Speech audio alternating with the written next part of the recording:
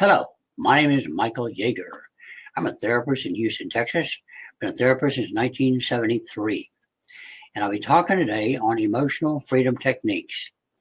I've used this since the early 90s in my practice, and it's radically altered how I think and how I treat people and what I do in the therapeutic process with people. I've been a therapist in the addiction counseling field since 73. I've been a counselor, program director, program designer, staff trainer, all these other things. I've been around for a long time, and I've done a lot of things with people. So in this brief explanation of, it's a course, it's a part of a 15-hour course, Emotional Freedom Techniques. You'll learn to do some very effective healing on yourself as you go through this process. I've discovered that this powerful acupressure technique in 1991 has changed my personal and clinical life for the better. In brief, acupuncture meridians are energy pathways discovered by the acupuncturists thousands of years ago. Acupressure is like acupuncture, but without the needles.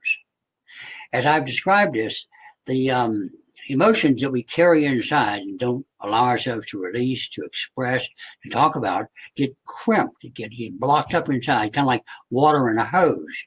And that crimp blocks everything from flowing out. So when the crimp is released, then the water flows, and there's no more attachment, no more memory about, no more incredibly tense emotion about the issue that you were talking about, or that was bothering the person. And so that's what this does. It gives a relief of the emotion. It doesn't make the problem go away, but it makes the things that block the person from resolving the problem go away. And that's pretty powerful because you're left with empowerment instead of being powerless. The words TFT, thought field therapy, was a name that Roger Callahan gave this process about 60 years ago. With acupressure tapping to resolve his phobia problems when nothing else that he knew about worked. And then Gary Craig, one of his students, came along and developed EFT. And he took basically the 60 or so algorithms from Callahan and looked at one called the complex algorithm and said, let's just do that. That one will get the whole job done. And it did. It revolutionized the process. It's a simple process to do. Clients get results every time or nothing occurs, but clients do not get hurt by doing the process right or wrong. No one ever gets hurt. What to do? Have the client focus on an issue. So you have to get very specific in what the problem is, whether it be a outside problem, an inside problem, it's a thought, it's a behavior, attitudes, and whatever that is, get very specific about it. So you bring up some emotion about it when you get specific about it, when you think about it in particular. And then rate your level of discomfort on a SUD scale, subjective unit of distress scale, from 0 to 10, where 0 is no discomfort and 10 is out of your skin discomfort. Next, have them identify where in their body they feel the discomfort. This gives them a physical and emotional way to relate to their problem. And have them focus on their problem or issue or concern they believe is causing them the upset. So this whole process is a setup to get them in touch with how they feel and where they feel it, and rate their level of discomfort so they are in touch with where they're starting, the starting point, because this will shift or go down or up as the process continues. But it's important for them to remember or to notice where it is. Now, you're going to follow the lead is what you're going to do. I'm going to explain what we're going to do, and then we'll go and do it. Now I have them follow your lead. Use a karate chop, just like this. And I'll do that again, and say things like, even though I have this problem, and it doesn't mean I can't get rid of it. Just because the problem persists does not mean I have to be impacted by it. So that would be the statements that go with that particular point. Next, on the just a soft spot right here off the sternum, about 2 inches. And so you're stimulating that, and then tapping the top of the scalp, and then on top of the eyebrows, then on the sides of the eyes, right here, right where the eye comes, right at the side. Then on the bone underneath the eyes, then under the nose, then under the chin. 2 collarbone points come down from the Adam's apple and then 2 inches apart to an indentation. And finally tap 4 inches under the arms. Put the right hand on the arm so you can feel a tender spot under there. In a moment, I'll lead you through the tapping sequence. This process helps a person release the thought field energy attached to the problem, making them more resourceful and rested. Breathe deep during the process. Breath, chi, life energy, allows aliveness to go through the system and keeps the emotion and the energy moving. All right, so you think about the problem. And so I've just put up an example of here, but think of any problem that you want. And so just to help you get in touch with that, I'm going to just read this and then we'll start. Think of the problem, the COVID-19 virus, your boss, your anxiety, your fear about whatever it is that's bothering you. And so as you do that, rate your level of discomfort or bother on a scale from 0 to 10. 0 is not bothered at all, and 10 is out of your skin being bothered. Notice where the discomfort is in your body. Is it your head, your shoulders, one or both arms, throat, neck, back, stomach, butt, or both legs, feet, ankle, whatever happens to be. Now you have a physical and a numerical relationship with your problem. You can rate it again after each tapping sequence, and you keep your own score. The tapping sequence is easy to follow along. Remember, it has nothing to do with tapping hard, so don't pound on yourself. Just a light tap, or you can just hold it. You just hold the points. You don't really have to tap if you don't want to. Notice again the level of discomfort and rate it on 0 to 10. Next, notice the body location of the pain or the problem. So now that you've got all those in place, we'll begin. So tapping using the karate chop, stating, even though I have this pain or discomfort, and I've had it for some time, and I don't know how to release it, does not mean that I can't release it. Just because I don't know how to release it, it doesn't mean that it's impossible to release.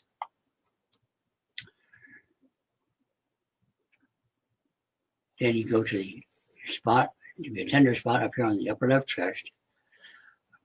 I deeply and profoundly accept myself, even though I have this problem or pain. I deeply and profoundly accept myself, even though I have this known or unnamed part of myself. I deeply and profoundly open myself up to experience profound self-acceptance now.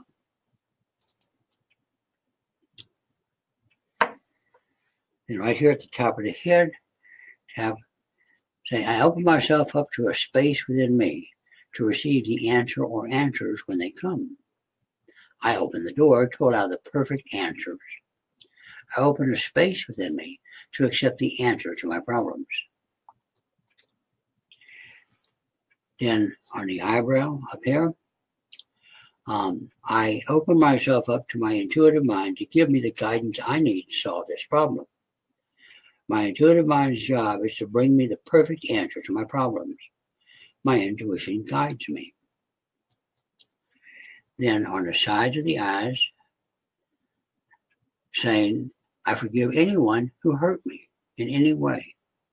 They were doing their best. It wasn't very good, but it was their best. I release them with forgiveness and love for my benefit.